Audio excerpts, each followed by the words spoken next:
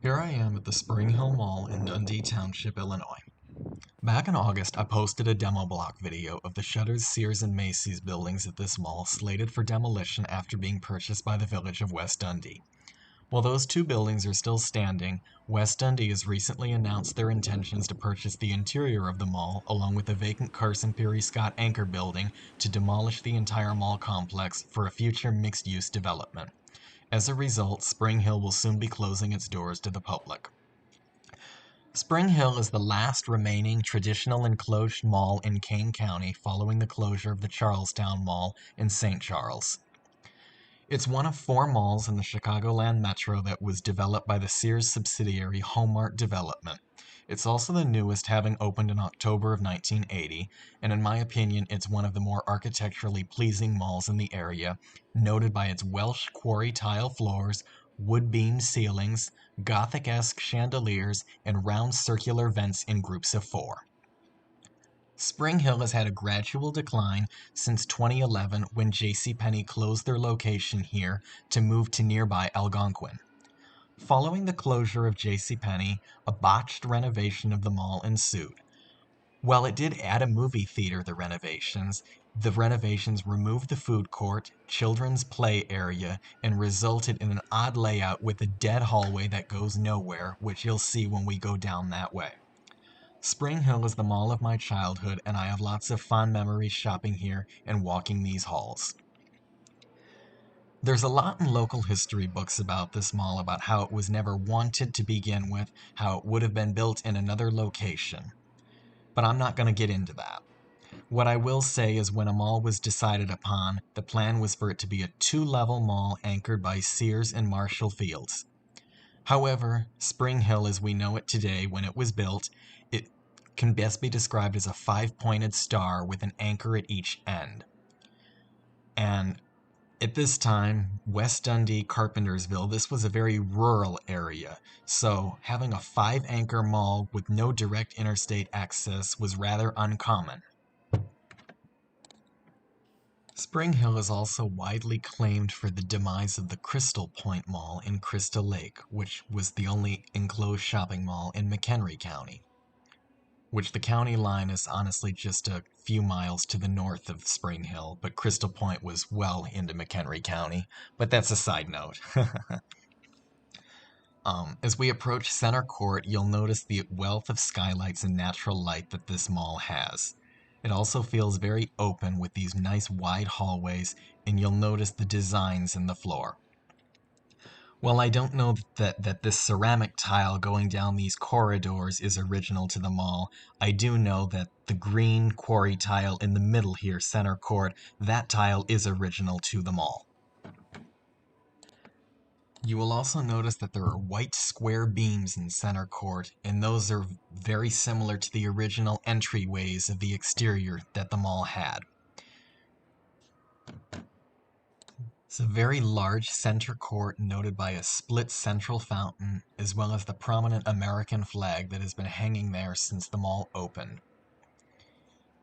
You'll see now that Center Court branches off. As I said, the mall is a five-pointed star shape. We're now going backwards towards the former Carson Pirie Scott building. This closed in 2018 when parent chain Bon-Ton closed all of their locations and was never filled. Notable stores that I remember occupying this wing included a KB toy store, a Bonworth, as well as a store that sold perfumes and fragrances. You'll see again that these corridors, they open up at the end in front of the anchor stores, and there were always seating areas here, which was unusual considering Center Court at this mall is very large. You'll see that obviously most of these stores have closed, hence the mall closing, but there's a few that have grand opening signs that have recently opened. As even though it's walled off here, someone's peeled back this vinyl covering so you can kind of see into the former Carson's. This would have been the cosmetics area. And straight ahead there's a glass elevator, which is flanked by the two escalators off to the side, but you can't really see that with the glare. And I forgot to say, and I probably should have said as we rounded the corner to enter this wing, that the Spring Hill Mall actually straddles the town line of West Dundee and Carpentersville.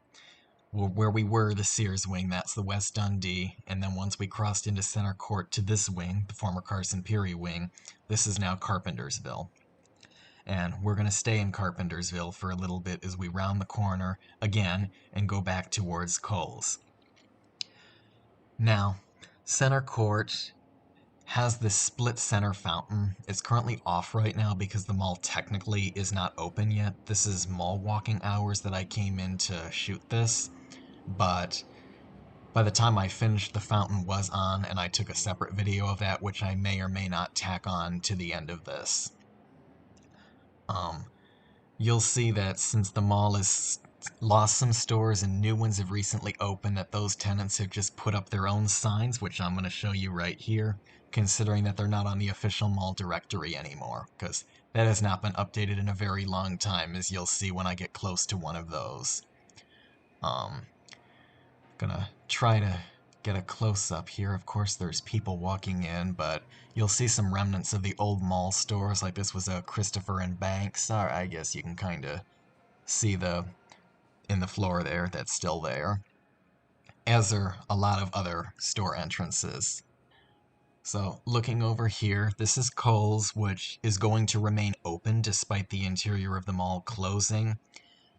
As of now, Kohl's has not confirmed or denied that they're going to stay for whatever future redevelopment of this property there is, but their store will remain open for now. Obviously, it's just going to get walled off from the mall because the mall itself is supposedly coming down.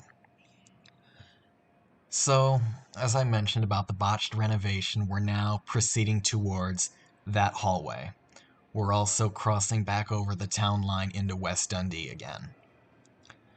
So, originally down the wing to the right, which we'll just admire the ceiling in Center Court for another couple seconds here, but rounding this corner, this wing used to lead to the former JCPenney. There was a food court and the kids' play area also here. When they built the movie theater, the corridor doesn't go straight to the movie theater. Those doors just go straight out into the parking lot. So, there very well still could have been a food court. I don't know why the food court was eliminated from the renovation, but it took away the food court, which would have been right in this vicinity. Now, if I continued going down that hallway, you would have seen that there's currently a chalkboard up where people have written a lot of good stories and memories, reminiscing about their time in this mall before it closes. We're now going to turn the corner and go down the former Macy's, originally Marshall Field's, that wing. The last time I was in this mall, this wing actually had no electricity and it was all black inside. Clearly the electricity is back on, but there isn't much action happening here. And it's crazy because I remember being able to spend all day at this mall. It was a few years ago that I actually dropped a friend off here and said that I'd pick her up in a couple hours, and I feel awful because she was just sitting around. There was nothing for her to do. She finished her shopping in like 15 minutes. That was another side note. Here on the right, last I remember, this was a very fun store. It was a locally owned estate liquidator, and they moved here after their store had to close at the now defunct Huntley Outlet Center when that outdoor mall closed, and then they subsequently closed their store here around the same time that Macy's closed, roughly. You'll see those weird pseudo walls that the mall management has built covering some things. You don't think you'll be able to see into the former Macy's building here. Yeah, probably not. Well, maybe somewhat. That's already currently owned by West Dundee, as I mentioned, with the only future plans to demolish that building. If you watched my demo block video, I would have noted that that's the prettiest of the anchor buildings at this mall. It's got white precast concrete construction with white marble flanking the entryways, as well as that asymmetrical band of windows, which was a very modern Marshall Field's building at that time. So here's one of those outdated mall directories that I was talking about. You'll notice a lot of blackouts, and some of the stores that aren't blacked out have long closed. Back to what I was saying about the Macy's before I got distracted by that directory. That was the first building which inspired the style for the building that they opened at Stratford Square Mall in Bloomingdale just a year later. That building has already been torn down, and Stratford Mall, in fact, is going to be closing shortly as well. So here you get this really pretty view of center court with the skylights. There are the square beams that I talked about earlier, and here's that split center fountain, which is not on currently, like I said. You might have noticed that there's those small plaques on the stone pillars there that just said where the coins in the fountain were donated to. So you'll see that those wood ceilings in center court have been painted white, and that definitely brings in a lot more natural light. I know I'm walking fast through here, but we passed some wireless charging tables. Those came in as part of that renovation, which was a good thought, and they were well used, obviously, back when the mall was still busy. So I'm now rounding back around to where we started. We're heading back down the Sears wing. You'll see the Bath & Body and the Shoe Encore. Those are like two of the last remaining national chains in this mall.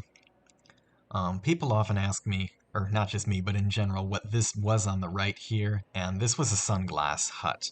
I know it's got those weird circle and metal gray awning over it. Yeah, that was a Sunglass Hut.